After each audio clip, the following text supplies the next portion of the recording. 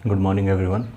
आज हम इस वीडियो के अंदर 3.2 एक्सरसाइज के क्वेश्चन नंबर 5, 6 और 7 को देखेंगे, क्योंकि इससे पहले वाली वीडियो में हमने एक्सरसाइज 3.2 के क्वेश्चन नंबर फर्स्ट और सेकंड के डिफरेंट पार्ट्स किए थे, और बाकी बचे हुए जो हमारे थर्ड और फोर्थ पार्ट हैं वो बिल्कुल क्वेश्चन नंबर सेकंड के जैसे हैं। तो अब हम क्वेश्चन नंबर 5 देखते हैं। तो क्वेश्चन नंबर 5 में दिया है half the perimeter of rectangular garden. Half the perimeter, तो क्वेश्चन नंबर 5 का सॉल्यूशन हम करेंगे। Half the perimeter of rectangular garden whose length is 4 metre more than its width is 36 metre. अब लेंथ और breadth की बात आ रही है, तो सबसे पहले जो लेट करना पड़ेगा वही करना पड़ेगा। Let the length of rectangular garden be x and the breadth of rectangular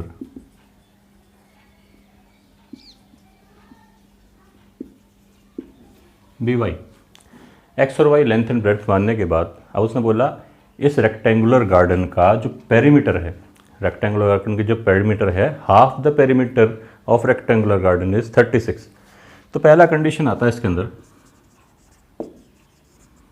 पहली कंडीशन है हाफ पेरीमीटर इज 36, मतलब half the perimeter of rectangular garden जिसकी लेंथ 4 ज़्यादा है उसका हाफ पेरीमीटर 36 है। तो उसने बोला हाफ पेरीमीटर मतलब हो गया हाफ इंटू पेरीमीटर का जो फॉर्मूला होगा वो होगा 2 bracket x plus Y equals to 36। Half the perimeter of rectangular garden last में लिखा इज 36। आगे हम देखते हैं इसके अंदर, तो ये हमारा 2 से 2 कैंसिल हो जाएगा, अगर ओपन करके भी दिखा देते हैं। तो यहाँ आपके पास equation I x plus Y equals to 36, equation number first यहाँ डे। और इसमें बीच में एक चीज़ दे रखी थी, वो ये थी कि whose length is 4 more than its width. Length width से 4 ज़्यादा है। Case second, length is 4 more than breadth या विड्थ, मतलब लेंथ हमारी थी x, हमने लेंथ माना था x, is 4 more than breadth मतलब y, इक्वेशन नंबर सेकंड। अब इसको आप सब्सटीट्यूशन मेथड लगा के इसको हम सॉल्व कर सकते हैं। तो हम देख सकते हैं इस x की वैल्यू को जब हम इस वाली इक्वेशन में सब्सटीट्यूट करेंगे तो y की वैल्यू निकल आएगी।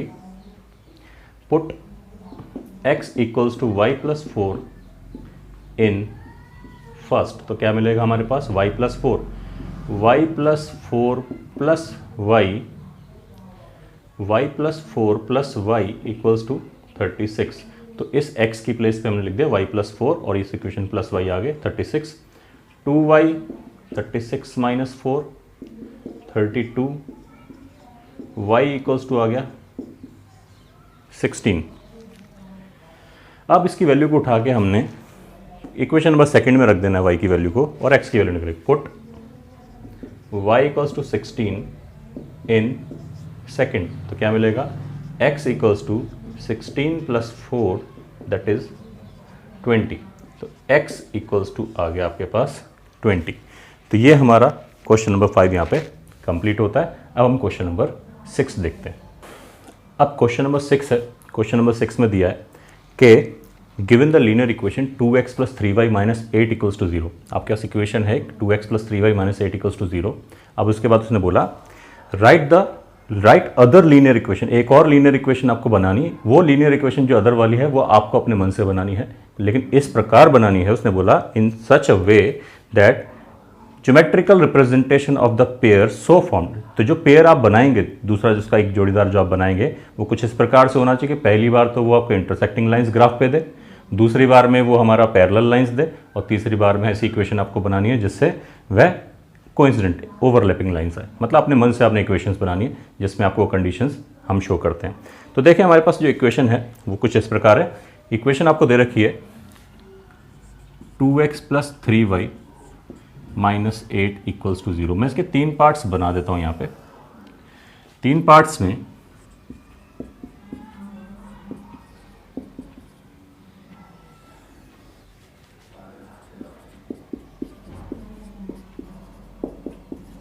3 पार्ट्स के बनाए, क्योंकि 3 अलग अलग पेयर, इसका पेयर अलग बनाना है, इसका पेयर अलग बनाना है, इसका पेयर अलग बनाना है।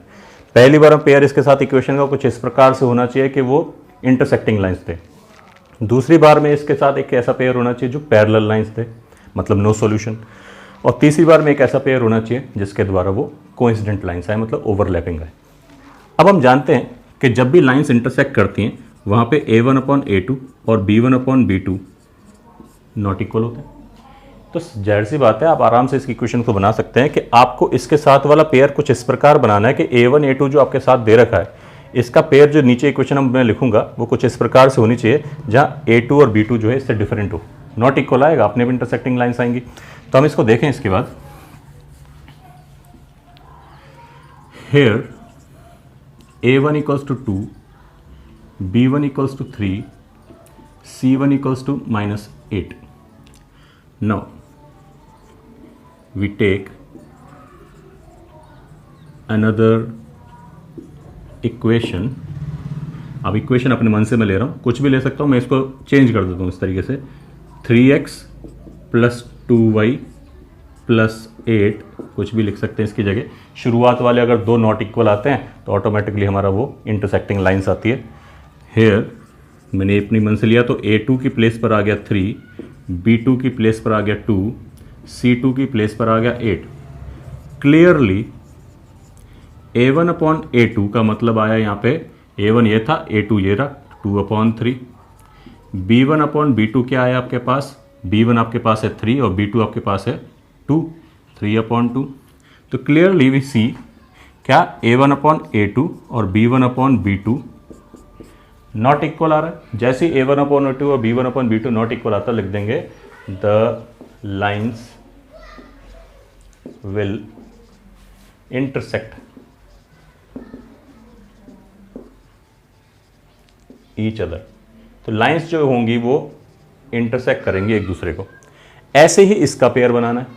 ये पेयर हमने बनाया इंटरसेक्टिंग लाइंस का, ये इंटरसेक्टिंग लाइंस का पेयर बनाया। अब हम बनाते हैं, या मैं ऊपर भी लिख सकता हूं यहाँ पे, इंटरसेक्टिंग लाइंस। तो इंटरसेक्टिंग लाइंस का आप यहाँ पे पेयर ऐसे बना सकते हैं, मैं इसका हेडिंग यहाँ डाल सकता हूं पैरेलल लाइंस, और यहाँ डाल सकता हूँ कोइंसिडेंट।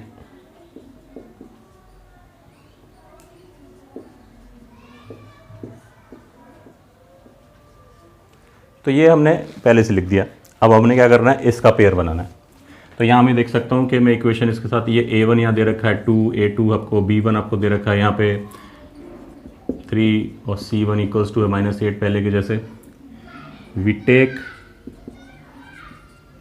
अदर इक्वेशन एज, अब दूसरी इक्वेशन हम ले रहे हैं कुछ इस प्रकार से लेते हैं, क्योंकि हम जानते हैं पैरेलल लाइन का मतलब होता है A1/A2 और B1/B2 तो बराबर होते हैं, लेकिन C1/C2 की वैल्यू अलग होती है, मतलब वो बराबर नहीं होती, तो वहाँ पे पैरेलल हमारा सॉल्यूशन आता है, कह सकते हैं नो सॉल्यूशन आता है।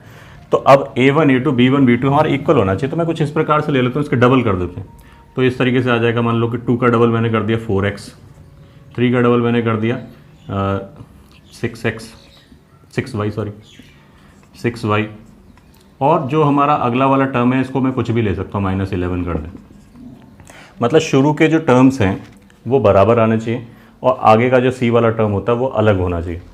तो यहाँ पे A1/A2 जो दे रखा है आपके पास, वो दे रखा है यहाँ पे इस इक्वेशन के अनुसार 4 है, और B2 जो है इक्वेशन के हिसाब से 6 है, और C2 जो है इस इक्वेशन के हिसाब से -11 है।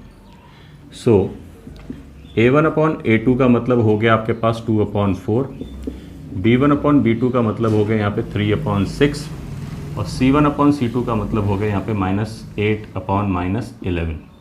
इसको जब मैं काटता हूँ तो आता है 1/2, इसको जब मैं काटता हूँ तो आता है आपके पास 1/2, और इसको काटने में केवल आता है 8/11। सो यह कह सकते हैं देयरफॉर A1/A2 और B1/B2 की जो वैल्यू है वो तो आ रही है बराबर 1/2, 1/2, लेकिन C1/C2 की वैल्यू आ रही है नॉट इक्वल। तो इस तरीके से हम देख सकते हैं इसकी जो इक्वेशन का जब ग्राफ बनाएंगे तो वो ग्राफ पैरेलल लाइंस बनेगा, क्योंकि कभी इंटरसेक्ट नहीं करेगा।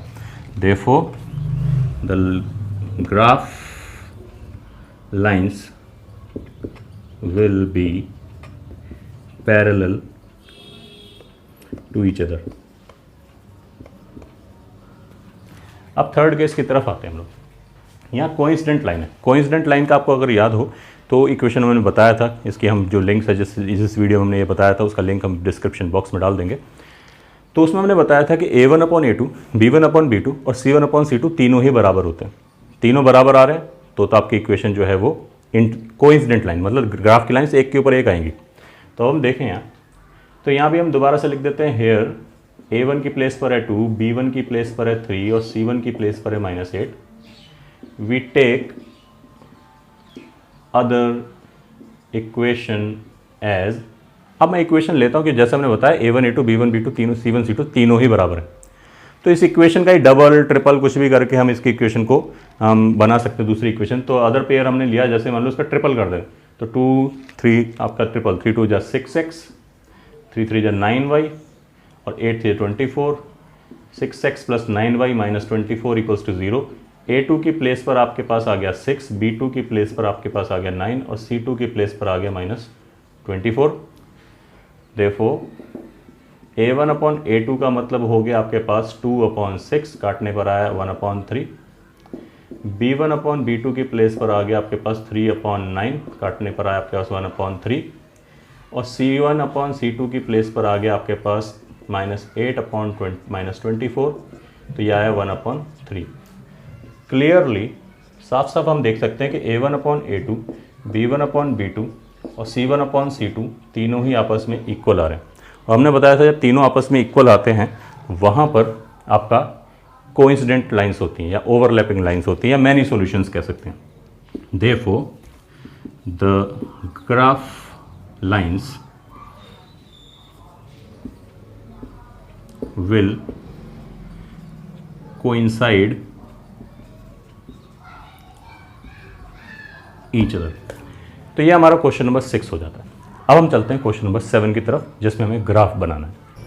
अब क्वेश्चन नंबर 7 में आपको जो दिया हुआ है, आपको इसमें ग्राफ बनाना है और क्वेश्चन में दिया है, ज़्यादातर बोर्ड में इसी प्रकार के क्वेश्चंस आते हैं ग्राफिकल जो हमें बनाने होते हैं। इसमें दिया draw the graph of the equations x - y + 1 = 0 and 3x + 2y - 12 = 0।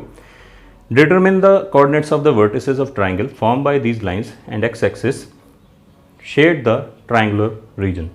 तो इसमें आपको कुछ क्वेश्चंस ग्राफ के अलावा भी इसमें जो ऐड किए हुए हैं। सबसे पहले हमारा काम होता है ग्राफ बनाना।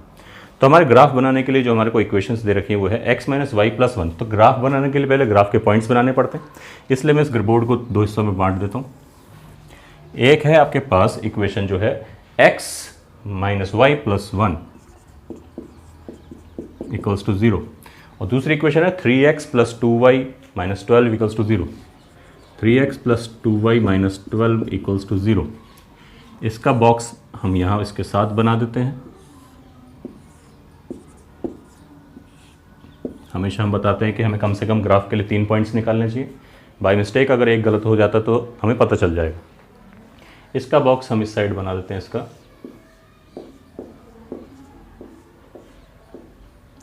तो अब हम देखें, तो पहला आपके पास सबसे पहला काम होता है कि इक्वेशन को कुछ हम पहले ट्रांसफॉर्म करने के लिए, उसको सब्स्टिट्यूट करने के लिए हम उसको सेट करते हैं। तो ये हो जाएगा x = y, उधर जाएगा तो y - 1 हो जाएगा।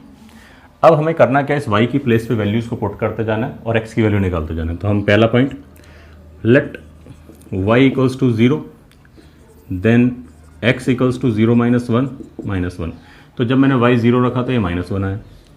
Second point let y = 1 then x = 1 - 1 that is 0। जब हमने y 1 लिया तो x 0 आया। तीसरा पॉइंट और ले लेते हैं यहाँ पे। तीसरा point let y = 2 then x = आपके पास आ जाएगा 2 - 1 दैट इज़ 1। तो जब हमने ये 2 लिया तो ये बनाया। तो इस तरीके से हमने पहली इक्वेशन की पॉइंट्स निकाल लिए। अब दूसरी इक्वेशन की तरफ चलते हैं। पहले इसको सेट करना होगा। तो यहाँ आ जाएगा 2y = 12 - 3x। ज़्यादातर हम ऐसी वैल्यूज़ को लेते हैं जैसे हमने इसमें x को ले लिया क्योंकि दोनों ईजी इक्वेशंस थी। इस वाले में हम देखते हैं कि मैंने इस 2y को इस साइड रखा, बाकी उधर ले गया, क्योंकि 2 जब डिनोमिनेटर में जाएगा तो 2 से कोई भी टर्म कट जाता है।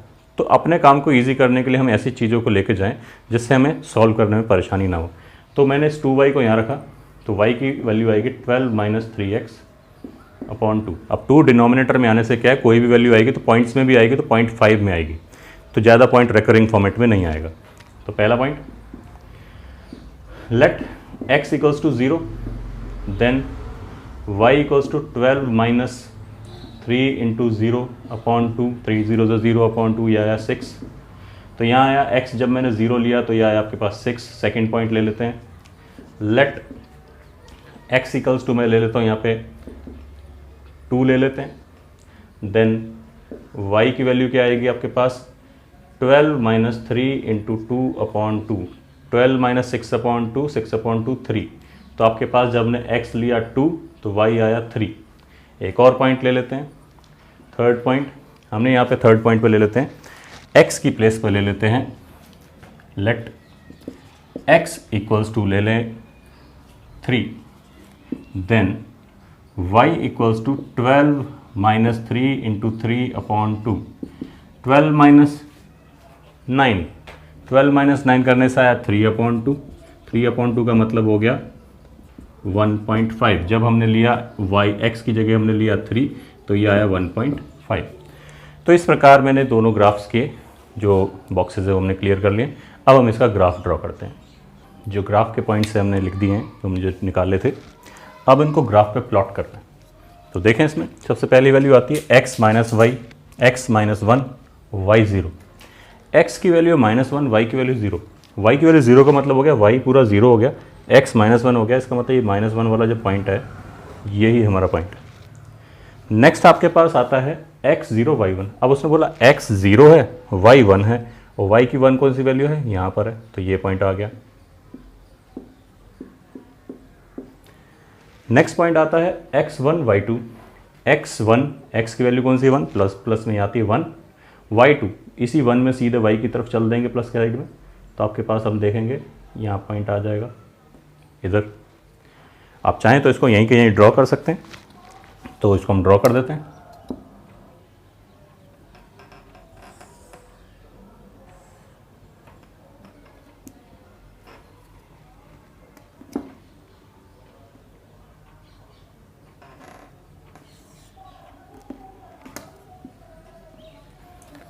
थोड़ा सा लाइन हमेशा एक्स्ट्रा बाहर की तरफ आप निकाल दें, क्योंकि कई बार इक्वेशन इसके ऊपर लिखनी होती है हमें।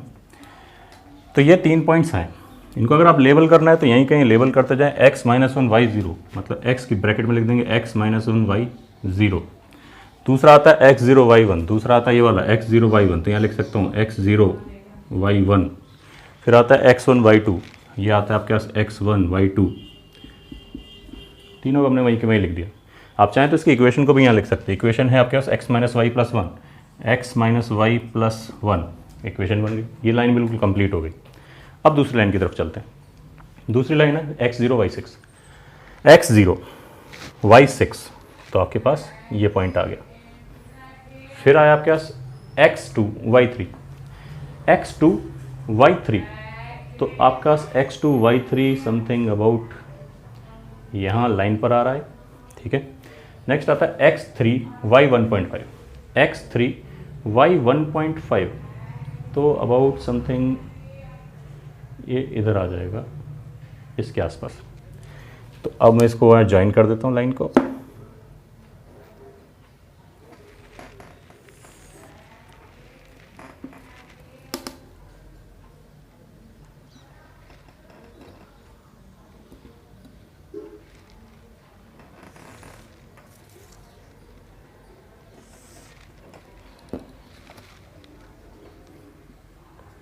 तो ये हमारे पास पूरी लाइंस जो है हमारे पास पूरा बन गया है। अगर इसको आप ऊपर आगे तक बढ़ा दें थोड़ा सा और लेबलिंग कर दें।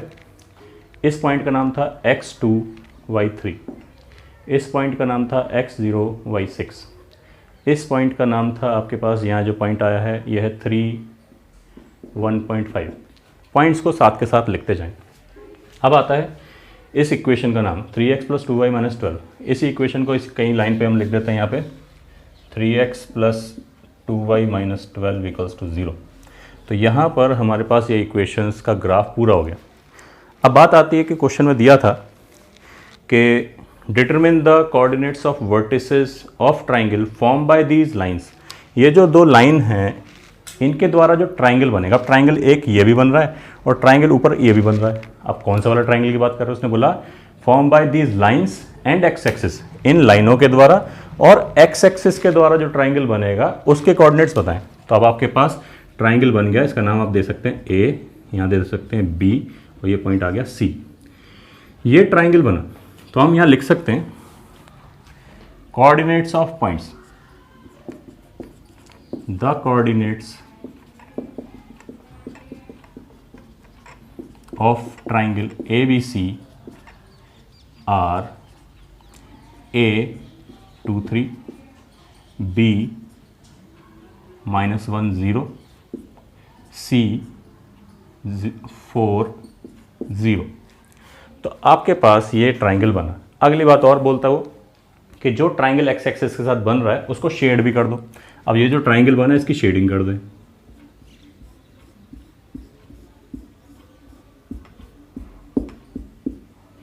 तो इस प्रकार क्वेश्चन नंबर 7 हमारा यहाँ पे कंप्लीट हो जाता है। यहाँ एक्सरसाइज 3.2 कंप्लीट हो गई है जो ग्राफिकल पोर्शन की थी।